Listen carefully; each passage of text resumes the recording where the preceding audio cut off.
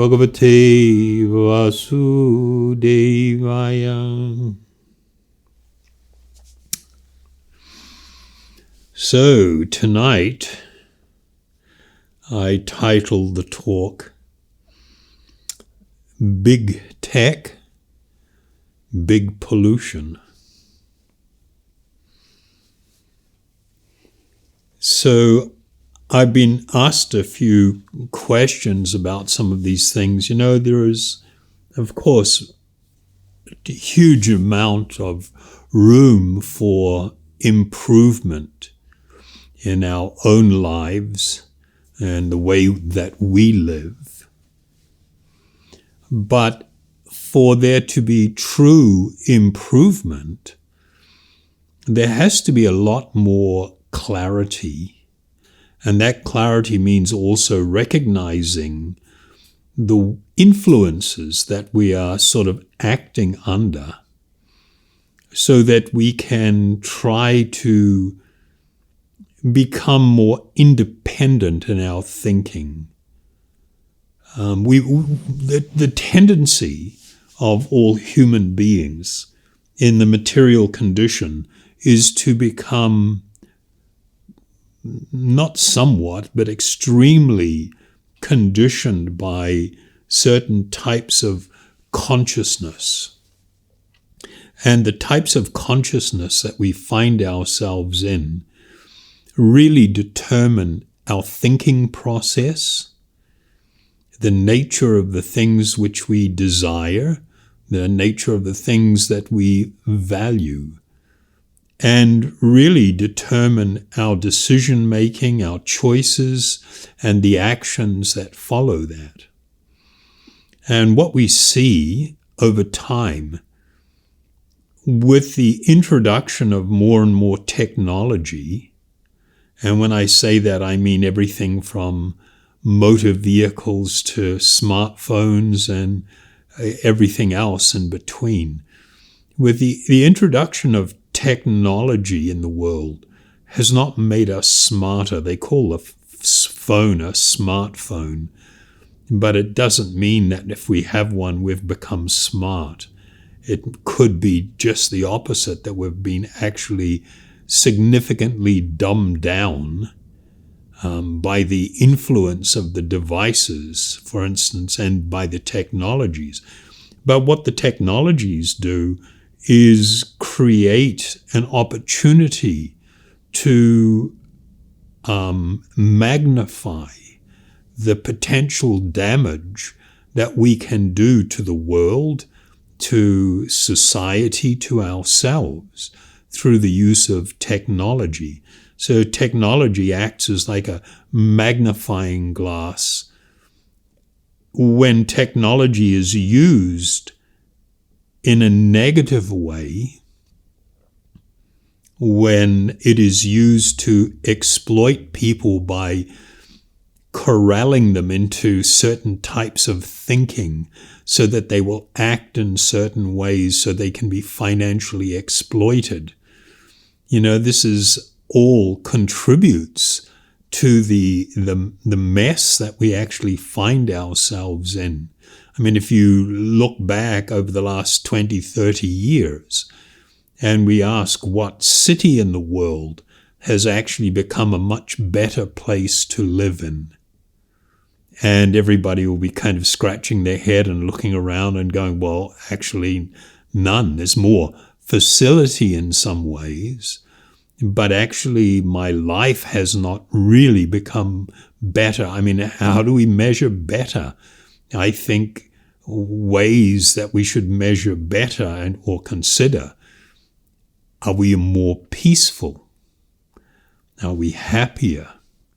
Are we healthier? Is the environment in which we live becoming more beautiful? You know, beauty, health, peacefulness. These are important things to have in life. They add to a much better quality of life. But if we're becoming more distracted, if our environment is becoming more corrupted and polluted, if it's becoming more degraded and less beautiful, then, this is not really contributing to our life. If anything, it's heading in the other way. So what I wanted to just look at, because, and again, in response to a lot of questions that I get, is the way in which we become herded into certain types of thinking and certain types of behavior. All you have to do is sort of like look at what people consider to be cool in different ages. And if you look at what the standards for coolness are, it doesn't bode very well for people's ability to exist in a space that is peaceful, it is healthy, meaning clean, and everything else that goes with that, and is beautiful. So when we examine the role that big tech has in the state of the world, when you really look at the role that it's playing, it actually becomes quite alarming. Before we get into this, I just want to say, I'm not saying that they are the problem. The problem is the consciousness that society has been, we've been herded down this route. And it's not going to a good place. And they've got a verse in the Bhagavad Gita. It says, whatever a great man does, the common man is sure to follow. So that's a significant verse. People develop different ideas of what is great.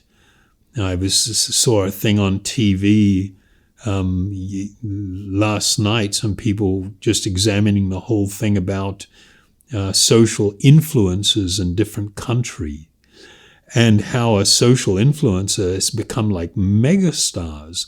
They go out in the street in public and they get followed by lots of people, and people want to take selfies with them, and it's like you're meeting a movie star or some really famous person. And it's kind of like, hello, it's an influencer. People that live thoroughly empty lives, very performative, just totally obsessed with how many followers they're getting and thinking of what they need to do and say in order to maintain attention. And of course, that always means sort of dialing things up. And it's just like this vicious cycle that we exist in. So, the state of individual consciousness and of society as a whole is what we need to look at if we want to really deal with many of the significant problems that we face. So there was a recent exposé in the Wall Street Journal. And I'm probably going to do a reasonable amount of reading tonight, and I hope that's okay with you. But I think it's really important to hear these words as they were spoken. So I'll just read from this particular publication. The Wall Street Journal obtained a trove of internal Facebook documents and used them for a series of articles about how rich celebrities get to break the company's rules with impunity, including posting apparent revenge porn, how Instagram has created an epidemic of mental health problems amongst young girls. I'll read that again. How Instagram, these internal documents showed how Instagram had created an epidemic of mental health problems amongst young girls. How drug cartels and human traffickers have used Facebook openly to run their operations. And how company staff know perfectly well that the algorithm fuels hate and extremism. The company staff know that their algorithms fuel hate and extremism, and how the company's systems are so toxic and broken that even Mark Zuckerberg himself couldn't use it effectively to promote vaccination. Are we shocked yet? Continuing, this reporting proves beyond any doubt that Facebook is a menace that cannot be reformed from the inside. All the root causes of these problems are directly produced by how the company is designed and operated. So it's not like a casual or a mistaken thing. The root causes for all these problems mentioned is produced directly by how the company is designed and how it is operated. So no innocence here. By 2017, the company was looking at a long-term decline in use among rich countries and tried various strategies to reverse the trend. It turns out that the easiest way to do this, here we go, is to reward inflammatory content, incentivize anger and hostility, and encourage fighting in the comment section.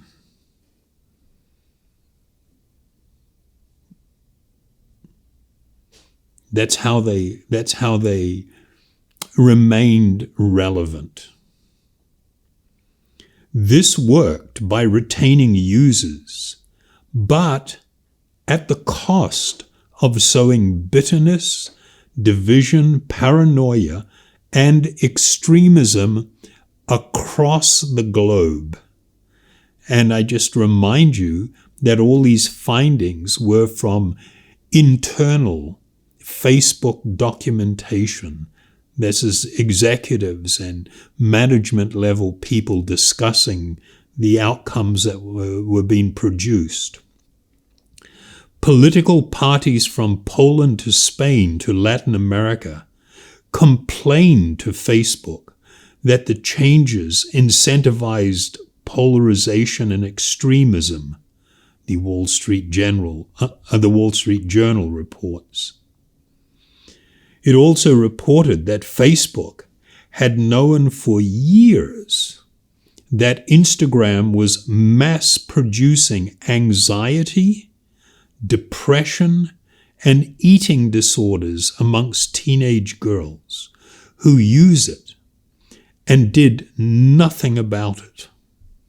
So again, I'll just repeat that Instagram, according to Facebook's own internal documentation, knew that it was mass-producing anxiety, depression, and eating disorder amongst teen girls who use it and did nothing about it. That's because giving teens eating disorders is very profitable. As Casey Johnston writes, these companies know that it's addictive to make people think that somewhere in their app there is a solution to feeling inferior and incomplete. The influencers who make you feel not pretty enough, who also seems to have the key to becoming pretty enough, I'll just read that again. I didn't read it properly. The influencer who makes you feel not pretty enough also seems to have the key to becoming pretty enough. That's Instagram candy. That's just like, oh my God, it's amazing. So a little bit more before we talk about it. Facebook is obsessively focused on ways to get people to spend more time on its services so it can sell more ads and make more money. And it basically doesn't care at all when those strategies dissolve the social fabric or fuel genocide. Throughout the Wall Street Journal's articles, it is clear that the company brass is far more worried about avoiding negative publicity and appearing to be concerned about these problems than actually doing anything to solve them, because that would harm their bottom line. So if they address the problems that they were causing, it would negatively impact them financially, and so they don't do it. It's all about exploiting people for money. So we're seeing in the world, there's all these concerns, and I'm sort of tying them all together in this discussion by, considering different types of what I'm categorizing as pollution,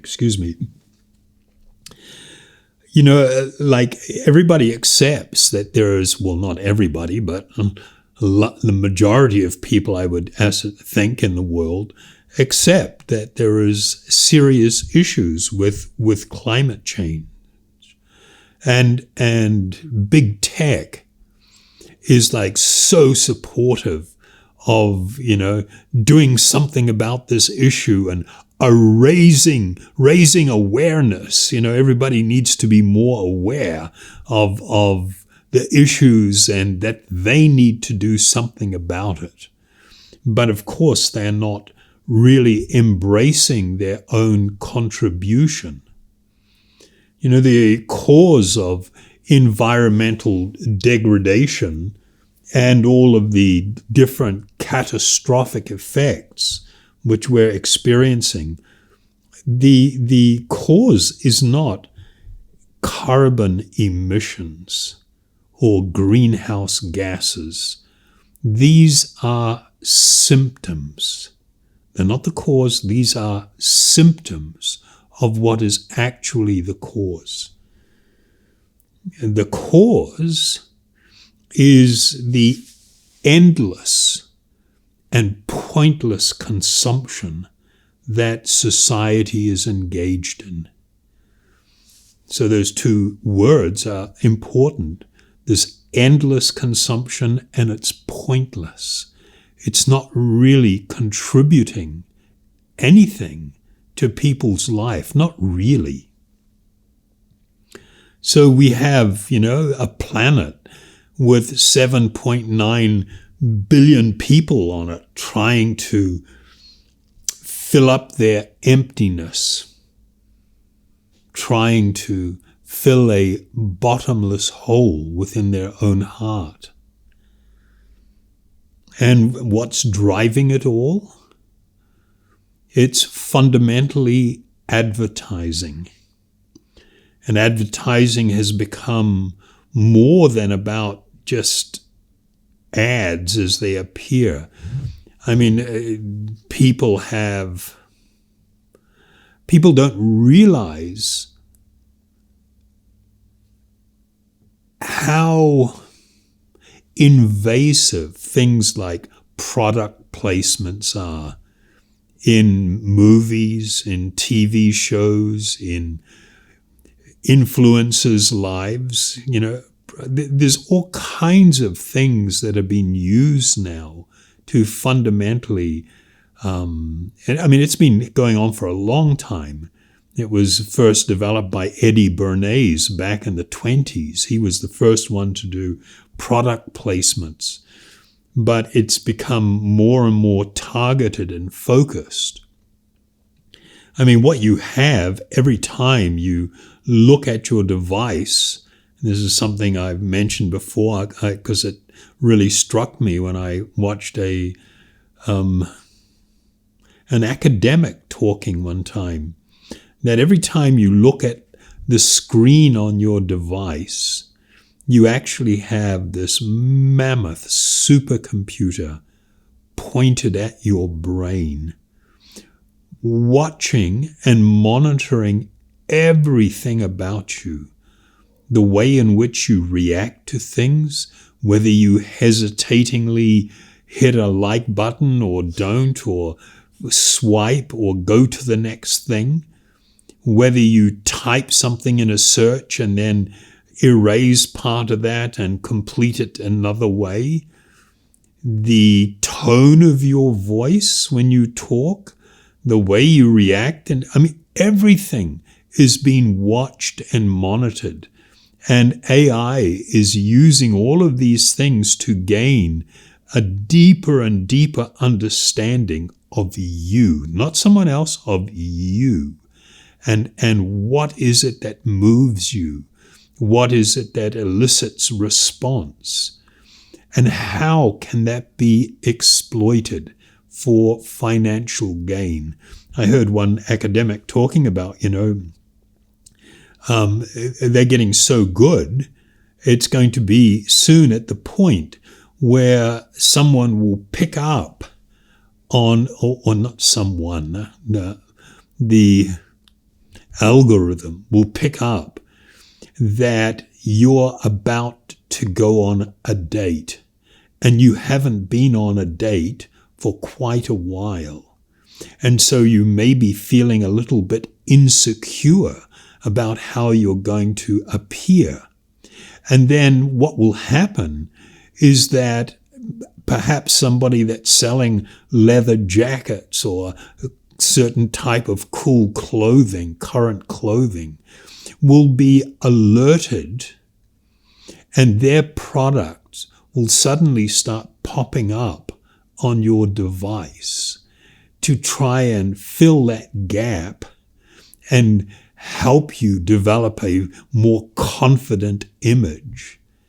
And of course, the social media that's doing this will be taking a percentage of your impulse buy to try and, cover up for some feeling of insecurity.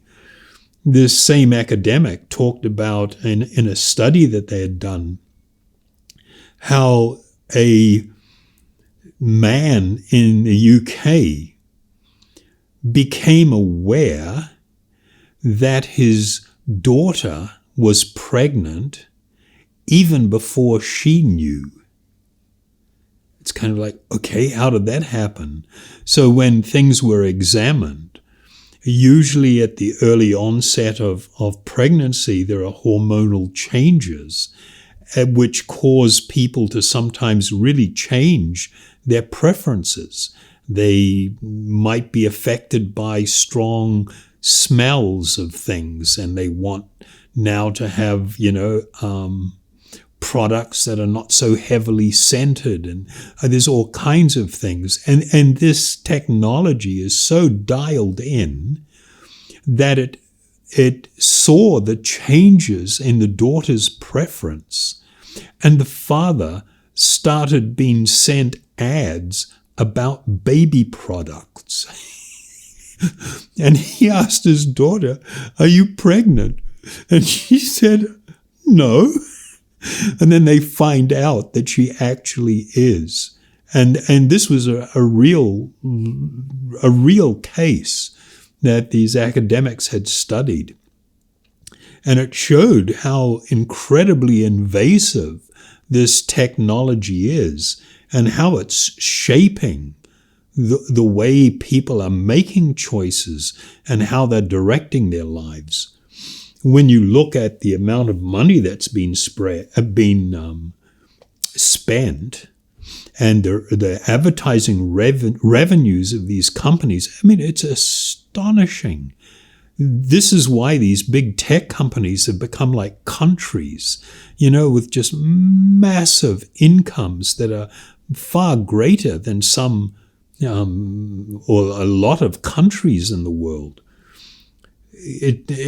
I saw a report where 5 big tech companies in this last year accounted for nearly half of all the world's advertising revenue.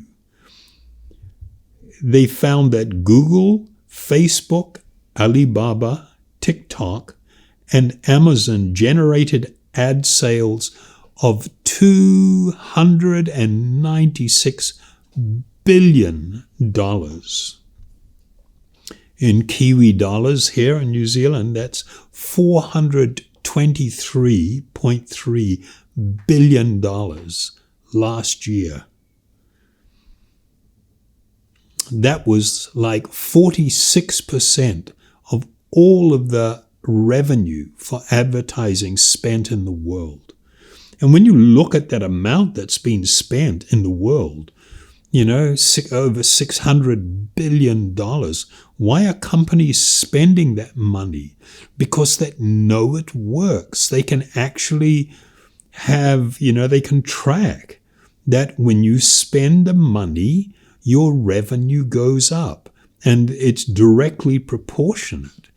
When you target ads, you get revenue, your sales go up. Google alone generated $147 billion in revenue last year from ads. Facebook, Amazon, Google, they got $124 billion last year just in the USA alone. So, we have pretty much nothing short of a frenzy of indulgence. And it's rooted in something that started back in 1920, things that we've spoken about before. There was this transformation amongst the industrial and banking elites in America.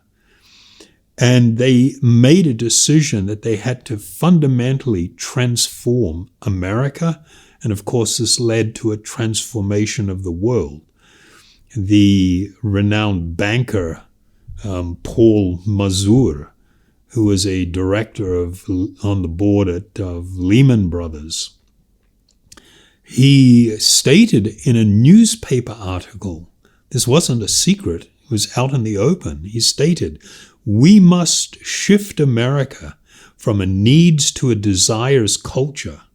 People must be trained to desire, to want new things even before the old had been entirely consumed.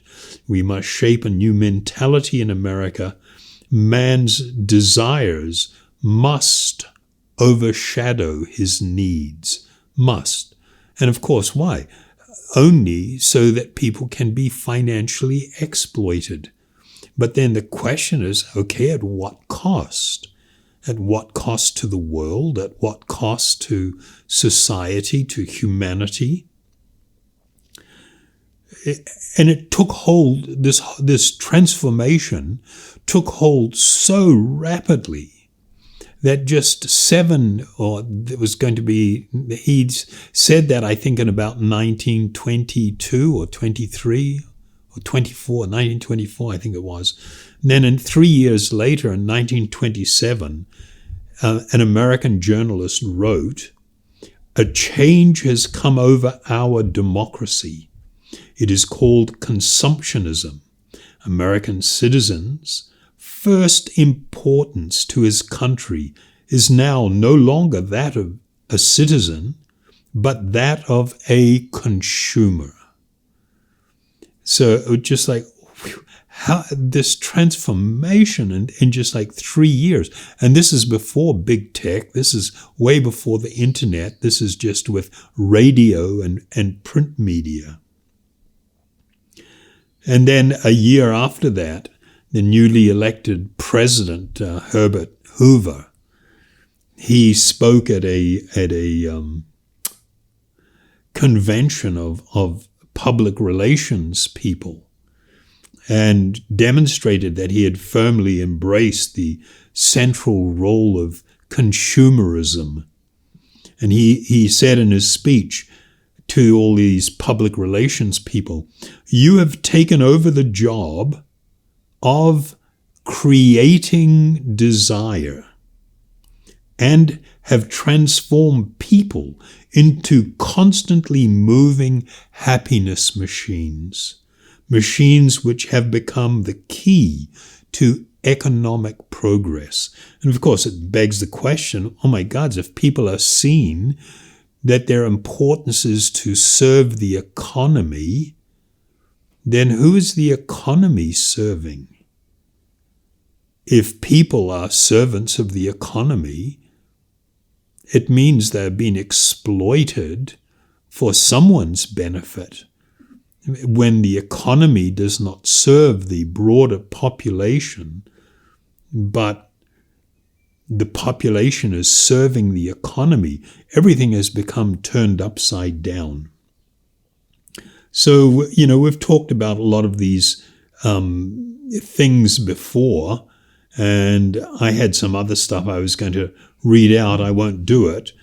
But, this new norm of consumerism actually now has become supercharged by big tech. Big tech is playing an outsized role in making it worse, in accelerating the problems of the world. If consumption, pointless and endless consumption, lies at the heart of much of the world's problems, it leads to so much conflict on so many different levels, so much degradation of the environment, degradation of humanity, debasing people. If that is the case, then anybody that's playing a significant role in promoting consumerism and making people more addicted to it, they share a large responsibility for that. And I'll just remind you of there was a guy, Tristan Harris. He was a former Google employee. He was there, worked in their, meant to be their ethics of, how they operate, and who resigned, and has become a major critic of big tech. And before Congress, US Congress, just somewhat recently, he described the model, the business model of big tech. And he said the business model is to create a society that is addicted, outraged, polarized, performative, and disinformed. And that's just the fundamentals of how it works. So, this idea that I think it's we must embrace that the social, the environmental, the mental pollution on the planet now is totally driven by consumption patterns. And the idea that you can fix that, the pollution, with alternative energy is nuts. You're not going to fix it by, changing the type of energy that's been used to fuel this monster. There is a real need for people to consider what's the purpose of my life? What's its value? Where should it be heading? What values should I be imparting to my children? How should I be relating to my friends, to my family, to the broader society? You see that, big tech, while it's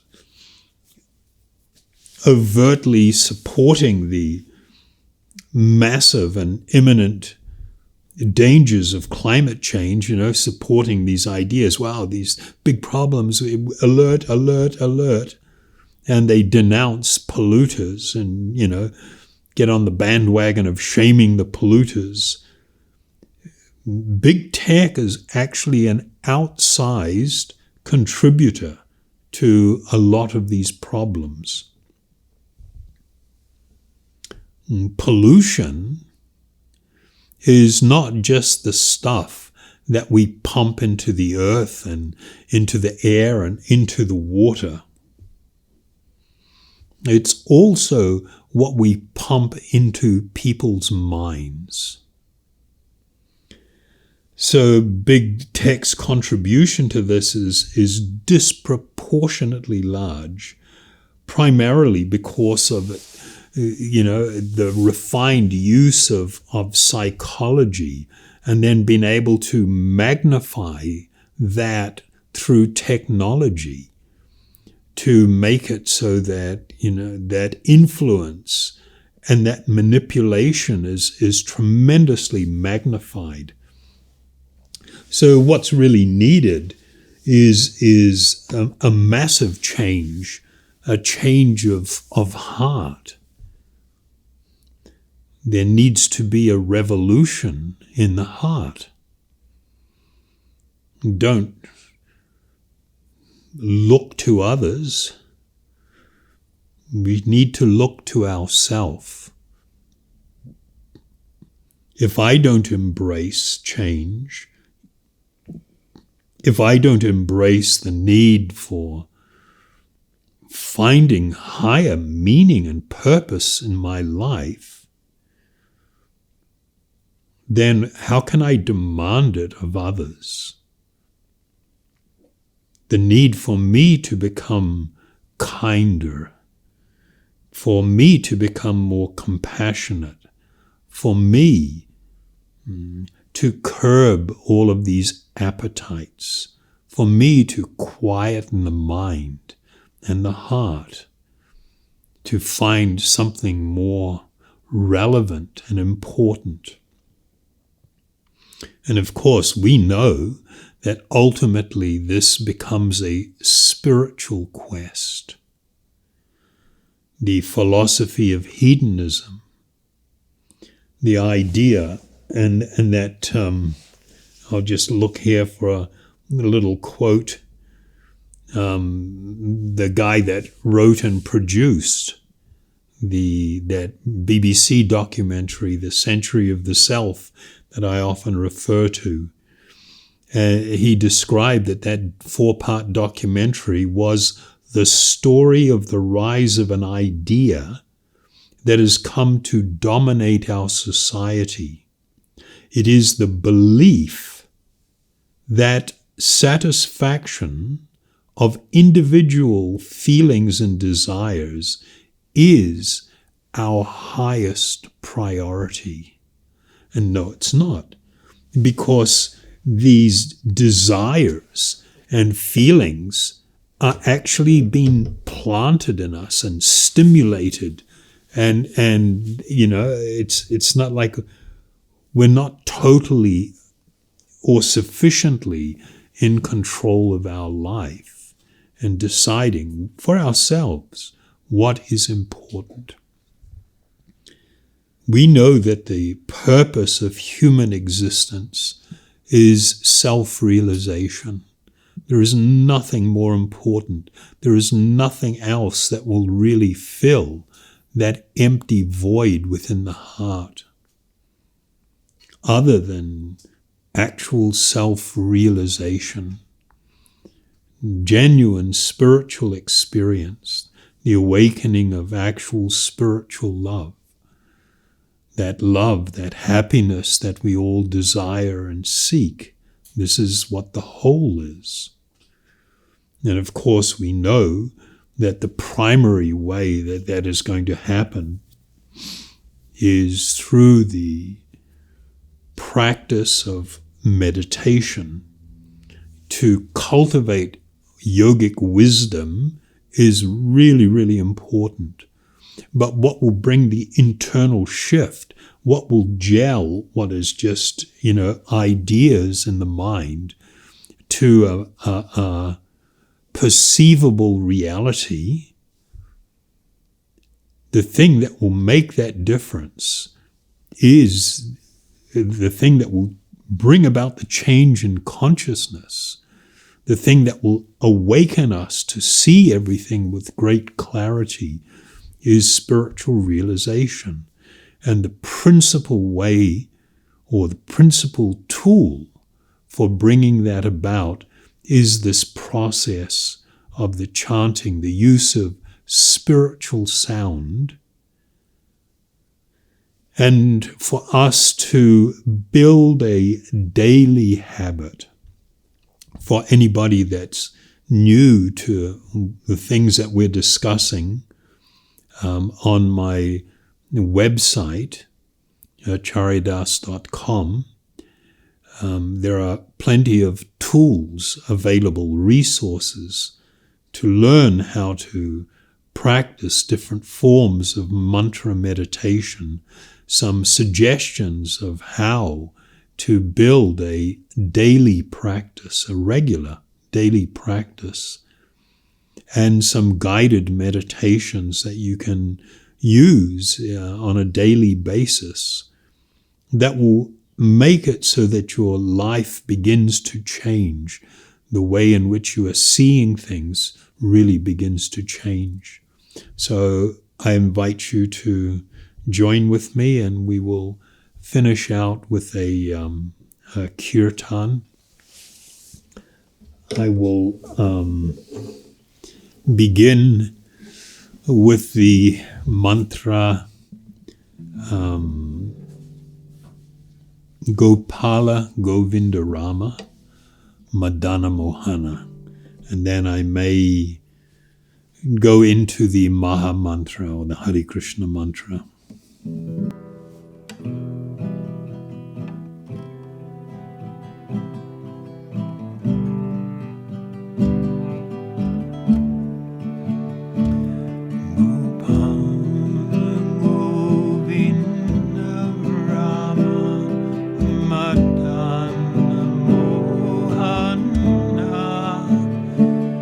Gopala Govinda Rama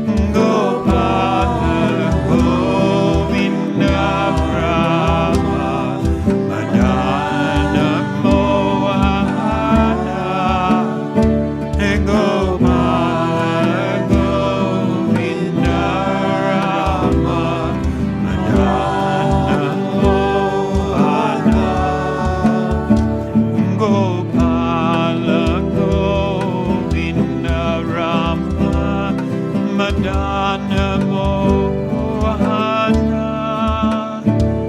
Gopala Govinda Rama Madana Mohana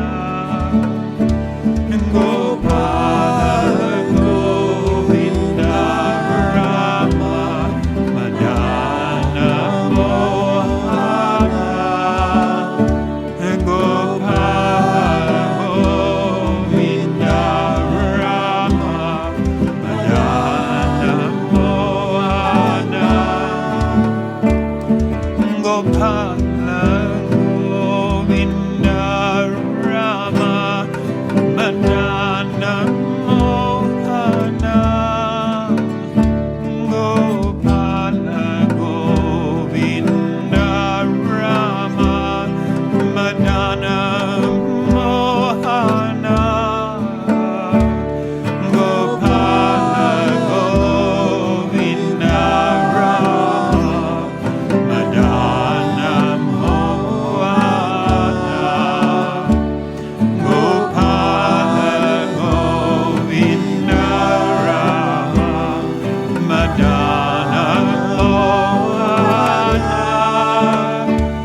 Gopala Govinda Rama Madana Mohana Gopala Govinda Rama Madana Mohana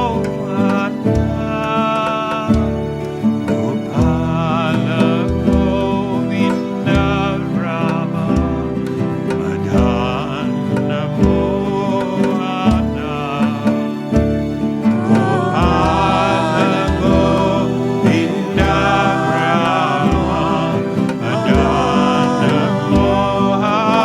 Madana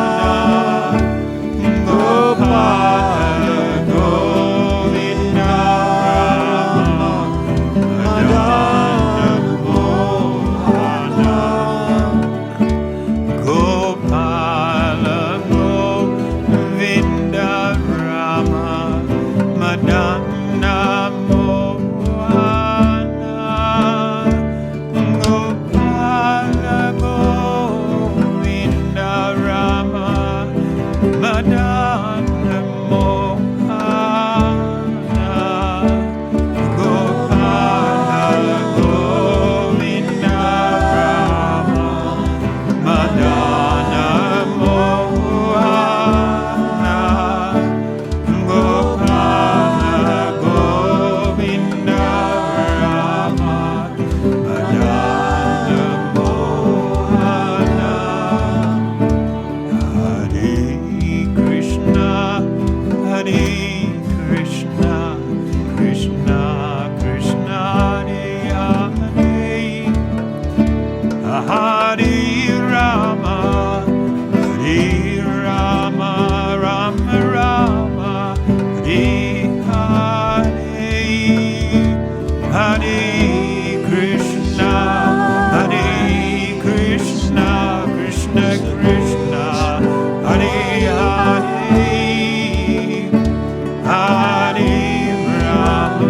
Hare Rama Hare Rama Rama Rama Hare Hare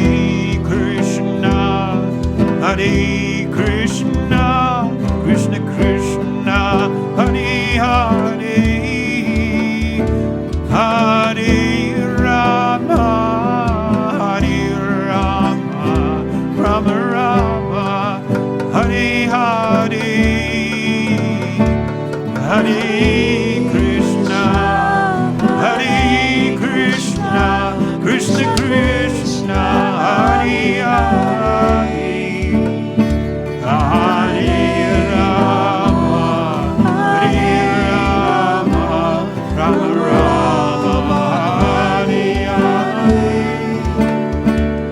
Hare Krishna Hare Krishna Krishna Krishna Hare Hare Hare Rama Hare Rama Rama Rama Hare Hare Hare Krishna Krishna Krishna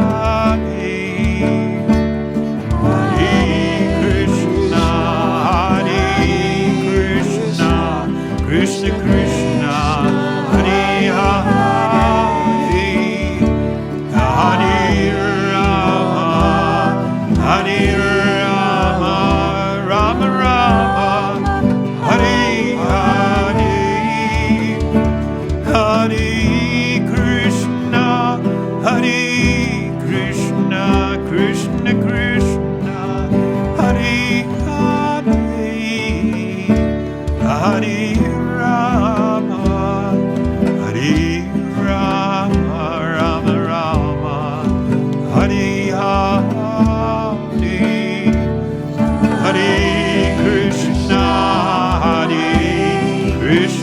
Krishna Krishna, Hare Hare, Hare Rama, Hare Rama, Rama Rama, Hare Hare, Hare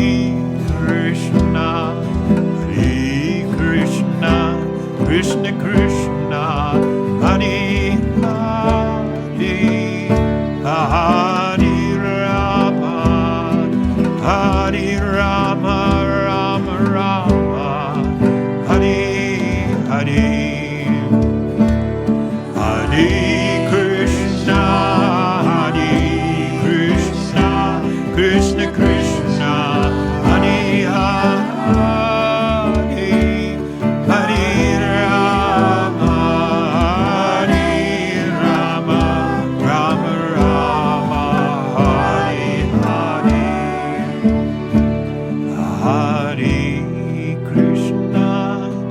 Hare Krishna, Krishna Krishna, Hare Hare, Hare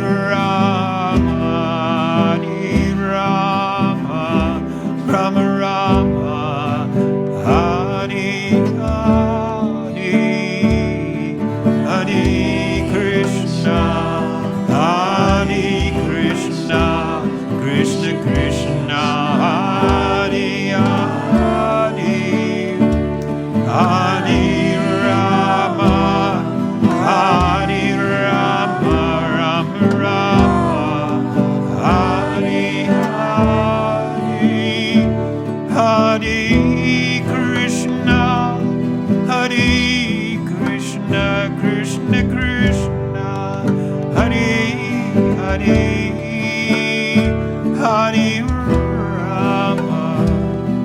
Hare Rama, Rama Rama, Hare Hare, Hare Krishna,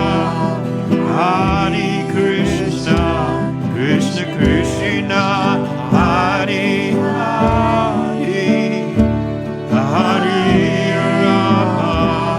Hare Rama, Rama Rama, Hare Hare.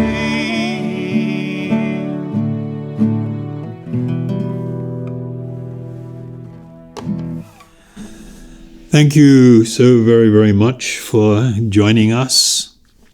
And as usual, if you have questions or want to reach out or want a topic that you'd like to hear about, please feel free to let me know either through Facebook or my email, info@acharyadas.com.